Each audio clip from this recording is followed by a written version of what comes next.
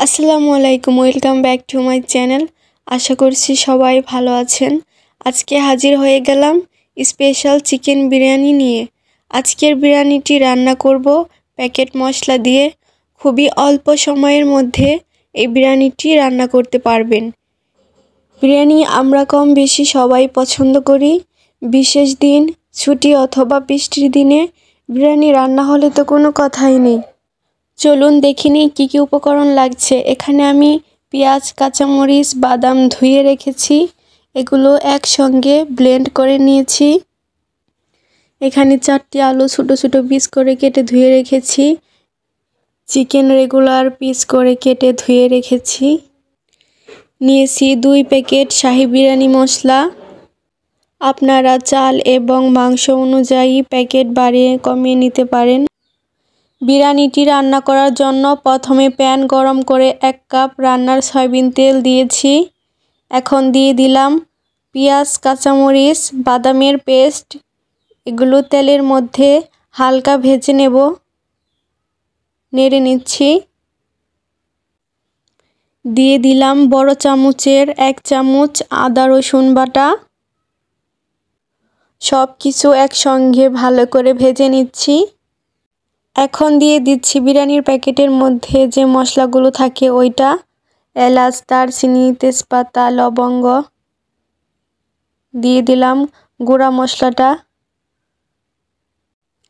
এখন সবগুলো মশলা নেড়ে মিশিয়ে নিচ্ছি ভালো করে। মশলাটা কিছুক্ষণ কষিয়ে নেব। দিয়ে দিলাম স্বাদ মতো লবণ। মশলাটা আবারও নেড়ে দিচ্ছি। একটু পর পর নেড়ে দিতে হবে।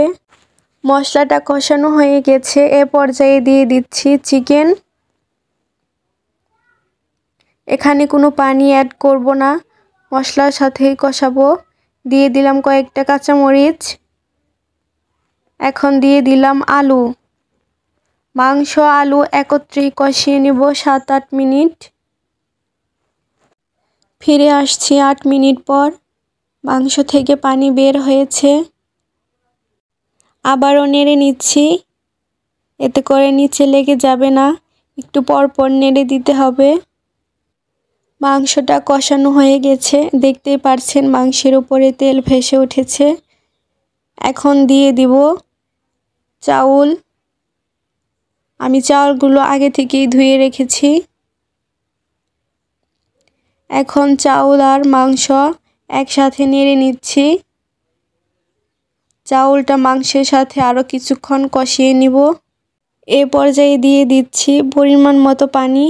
পানি আমি আগে থেকে গরম করে নিয়েছি, আপনারা চাইলে ঠান্ডা পানিও দিতে পারেন। ভালো করে নেড়ে একসঙ্গে সব কিছু মিশিয়ে নিচ্ছি। ফিরে আসলাম 5 মিনিট পর। এখন দিয়ে দিচ্ছি টমেটো সস, 4 চামচ গুঁড়া দুধ। আপনারা চাইলে লিকুইড দুধও দিতে পারেন, সমস্যা হবে না। এখন সব কিছু নেড়ে ভালো করে মিশিয়ে নিচ্ছি। চুলার আঁচ মিডিয়াম রেখে আরও কিছুক্ষণ রান্না করব। 3 থেকে 4 মিনিট পর পর ঢাকনা খুলে চেক করতে হবে। ভালোভাবে নেড়ে দিচ্ছি। পানিটা একদম কমে গেছে। এ পর্যায়ে আমি আরও কিছুক্ষণ দমে রাখছি। চিকেন বিরিয়ানিটা পারফেক্টভাবে রান্না হয়ে গেছে।